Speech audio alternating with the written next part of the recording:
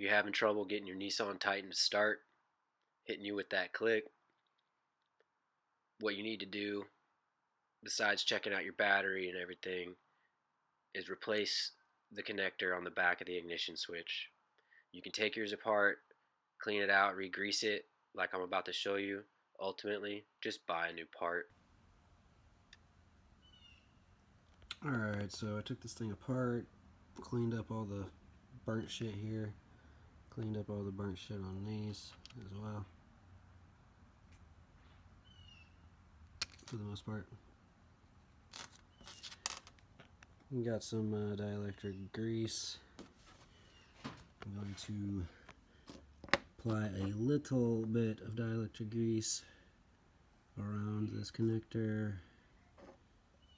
and then put it all together. See if the truck starts consistently. I'll be back. Alright, probably not too easy to tell. I tried not to use too much of it. Probably looks pretty sloppy on there, but I tried to get it mostly on just the plastic sections. Anyways, I'm gonna slap this bad boy back together. Alright, so here's the spring side. Springs all go in obvious locations. This is going to drop in right there and there, those two little slots. You're just going to set it in. There's really not much more to it than that. Just set it in those slots. Good to go. Sitting there pushing it and stuff, but you really don't need to do that because it wasn't doing anything. Just sit it in the slots. I don't know why I didn't get that, but that one just sits in the only other spot it can. Good to go. Good to go.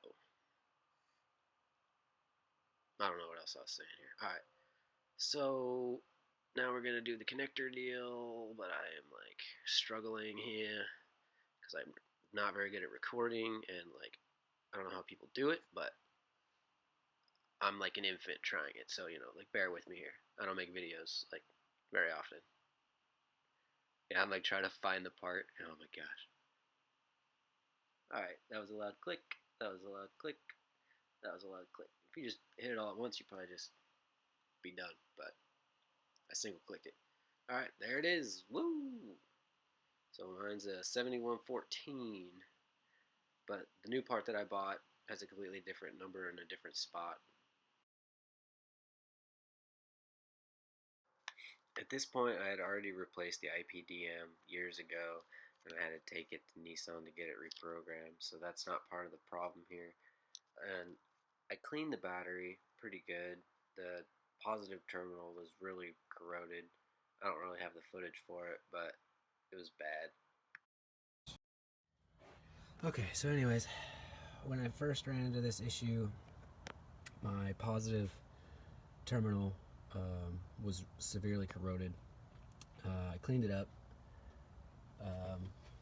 ended up replacing it with a quick disconnect one, which I didn't really like, and the truck was still starting kind of inconsistently. So I cleaned off the battery, I replaced this. This is actually a marine terminal, because at my local AutoZone, this is the best option that I had. I did have to drill out the connections that go underneath this. I don't know if you can tell, really, but there's like a connection here that's sitting on, and then another cable underneath it. I had to drill out a little bit bigger because this was a larger diameter. Anyways, so that didn't fix the problem. I thought it did. Initially it started better and I thought, okay, good, but no. And I have read about people changing this. You probably can't tell because of the sun, but mine looks okay. I mean, it looks a little gross down here. Yeah, mine looks pretty nasty right there, actually. So if this ignition switch thing doesn't fix the problem, I may jump to trying to replace that fuse block. Alright. Alright, so I'm crawling underneath the dash. I think at this point I'd already taken the connector out. I don't even know where the footage is, where I unscrewed it, but yeah, so my connector looks terrible. It used to have an alarm in it and stuff. Anyways, I don't know what I'm saying here, but that's the back of the ignition switch right there with the connector out of it. So here, you just like set it in, I set it in. Sometimes you gotta give it a little twist, set it right there, and that's it. then you just got to put the small screws in, and pretty straightforward. Is there some sky? All right, these are the small screws I was talking about. There's two of them. Pretty much just use like a short screwdriver, but you don't need to do a stubby. Stubby was kind of not worth it. Alright, so here we are trying to start the thing. The audio got messed up, so you can't really hear it, but like I try to start it, and like it just clicks on me, man. And I'm like, dude, what the hell? This is retarded. Like I spent this 20 minutes doing this thing, and it didn't even start. And I was just like, man, what trash. The internet failed me. But then I like cranked it and it started. And I was like, all right, we're good. Yeah, we're good. She started. She started, B. We're good to go. We can drive around again. And I think I messed with it a couple more times, and it was actually starting pretty consistently.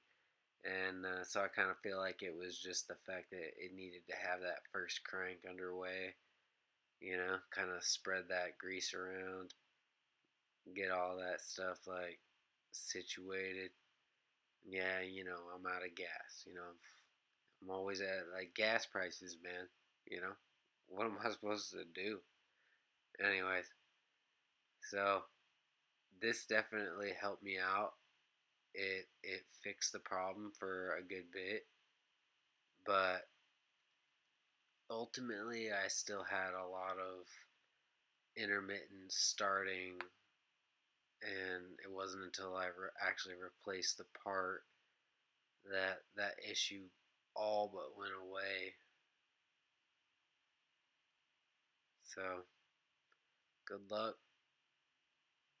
Hope this helps you.